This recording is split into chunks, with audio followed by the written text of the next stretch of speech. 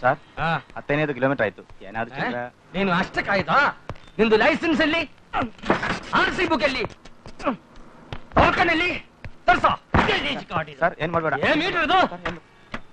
ಆ ಗಾಡಿ ಪೊಲೀಸ್ ಸೀದಾ ಬಿಟ್ಬಿಟ್ಟು. ನನ್ನ ಸರ್ ಒಟ್ಟಪಾಡಿಗೆ ದಯವಿಟ್ಟು ಏನ್ ಮಾಡ್ಬೇಡ ಸರ್. ನಿನ್ ಪೋಕಚಲ್ಲಿ ಎಷ್ಟಿದು? ಏನ್ లేదు. ಸತಿಗೋ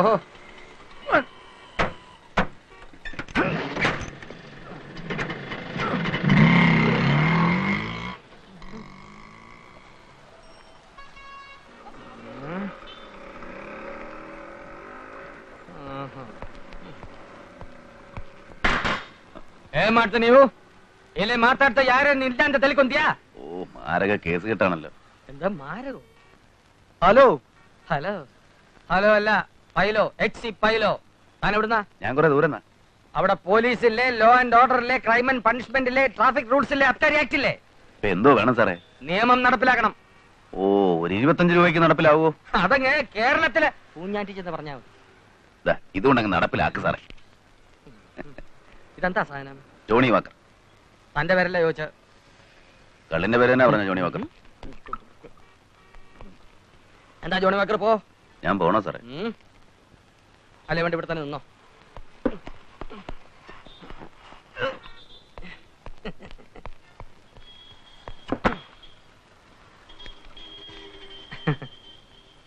ഞാൻ പോട്ടെ.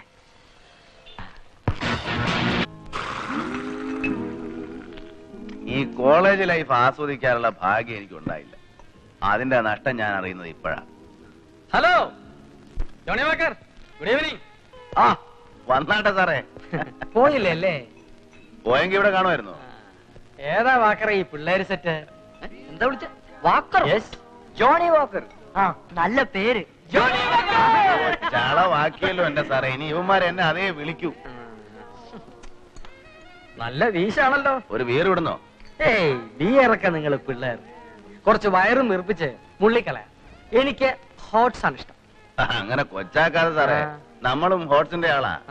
എത്ര എണ്ണം വിടും ഒരേ ഇരിപ്പില്? ഒന്നാഞ്ഞിരുന്ന ഒരു ഫുള്ള്. അയ്യോ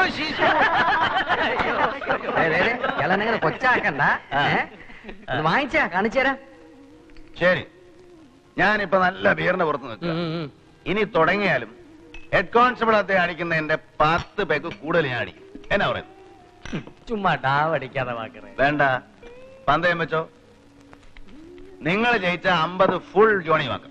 വേണ്ട, എനിക്ക് എന്റെ കാശ് എന്നാ മതി. ശരി, അപ്പൊ ഞാൻ ജയിച്ചാലോ? ജയിച്ച പിന്നെ ഒരു full Johnnie Walker. Okay okay. ആ വെക്ക്.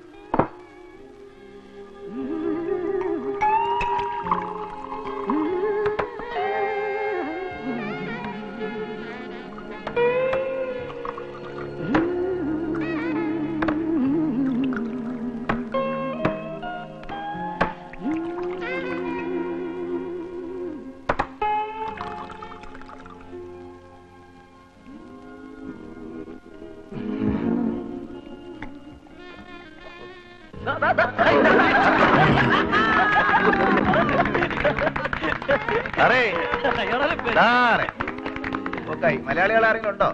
ഒന്നെടുത്ത് വീട്ടിലെത്തിച്ചേക്കണേ.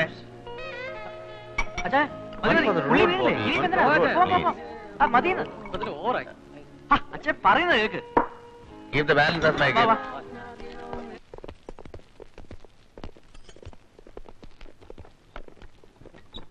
ഏയ് എന്റെ കീ കാണുന്നില്ല. ബോബി ദാവന്റെ റൂം തുറന്നു നടക്കുന്നു.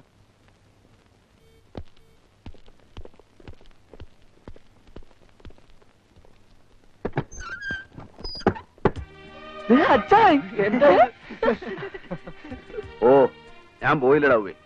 കൊറേ ദൂരം ചെന്നതാ. പിന്നെ ഓർത്ത് തിരിച്ചു വിട്ടേക്കാവുന്നു. അച്ഛാ എന്നാ പറ്റി? എല്ലാരും ഒന്ന് എളുപ്പം റെഡിയാക്കിയേ. നമുക്കൊന്ന് പുറത്തു പോകണം. ഒരു കാര്യമുണ്ട്. എന്താ കാര്യം? കാര്യമൊക്കെ ഉണ്ടാവുകയെ. നിങ്ങൾ എളുപ്പം റെഡിയാക്കിയേ. ആ ചെലേ.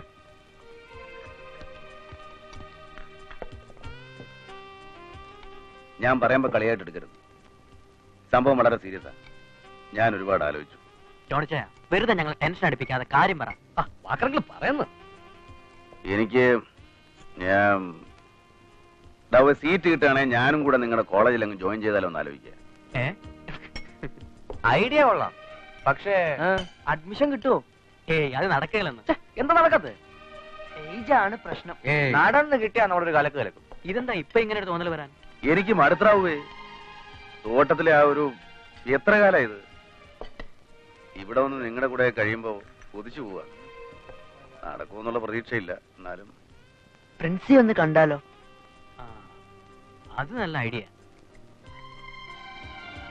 അയ്യോ സാറേ, കുടിക്കടോ.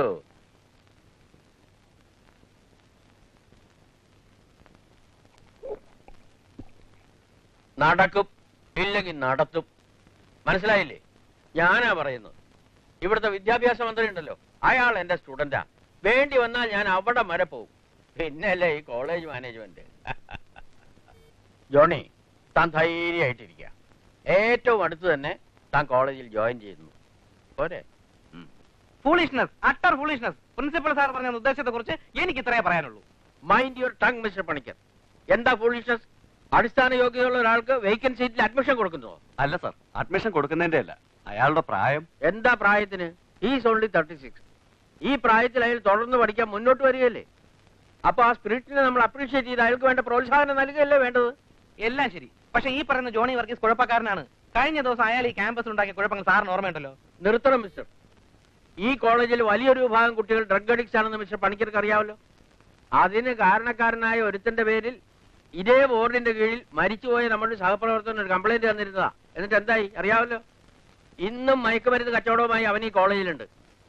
അവനെ നിങ്ങൾക്ക് ഇവിടെ പൊറപ്പിക്കാമെങ്കിൽ ജോണി വർഗീസിന് അഡ്മിഷൻ കൊടുക്കുന്നതിൽ ഒരു തെറ്റുമില്ല. യൂണിവേഴ്സിറ്റി തീരുമാനമൊക്കെ പുറകെ വരും. പക്ഷെ അടുത്ത വർക്കിംഗ് ഡേ മുതൽ Johny Varghese first DC economics ക്ലാസ്സിൽ ജോയിൻ ചെയ്തിരിക്കും. അതെന്റെ തീരുമാനമാണ്. 31, 32,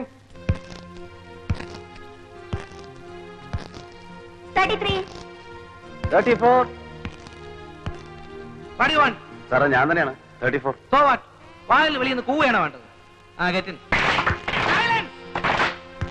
Silence! Stop it! Come on. Once again, I am starting from the basic economic systems. The economic system can be defined as some total of arrangements. എന്താണ് ഇത്? Tape റെക്കോർഡറാണ് sir, സാറിന്റെ lecture. തനിക്ക് എന്താ എഴുതിയെടുക്കാൻ പറ്റില്ലേ? ഓ, ഞാൻ അങ്ങനെ എഴുതാറൊന്നുമില്ല സാറേ. ടൈപ്പ് റൈറ്ററാ പതിവ്. അതിപ്പോ ക്ലാസ്സിൽ കൊണ്ടുവന്ന ശബ്ദത്തിന്റെ ഒരു ഡിസ്റ്റർബൻസ് ഉണ്ടാവുമല്ലോ എന്ന് ഓർത്തിട്ടാ.